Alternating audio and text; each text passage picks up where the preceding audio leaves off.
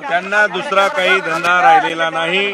त्यांना 50 खोके 100 खोके जे काही तोंडाला आला ते म्हणतात, अलग लक्षात। त्याच्यामुळे संजय राऊतवर मला वाटतं की बोलण्यासारखं काही उरलेलं नाही। उद्धव ठाकरे आता या सगळ्या खासदारांच्या मतदारसंघामध्ये दौरा करणार आहेत। तुम्हाला सांगतो आमच्याही मतदारसंघामध्ये बरेच दौरे झाले, पण आम्ही पुन्हा निवडून आलो।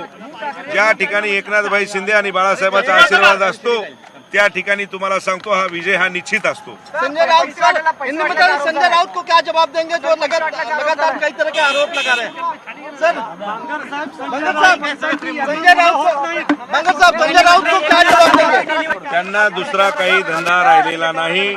त्यांना 50 खोके 100 खोके जे काही तोंडाला आला ते म्हणतात, अलग लक्षात। त्याच्यामुळे संजय राऊतवर मला वाटतं की बोलण्यासारखं काही उरलेलं नाही। उद्धव ठाकरे आता या सगळ्या खासदारांच्या मतदारसंघामध्ये दौरा करणार आहेत।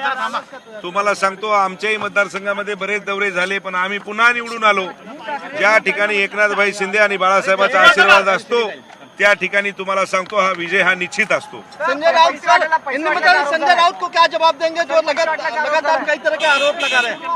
सर बंगर साहब संजय राउत को क्या जवाब देंगे?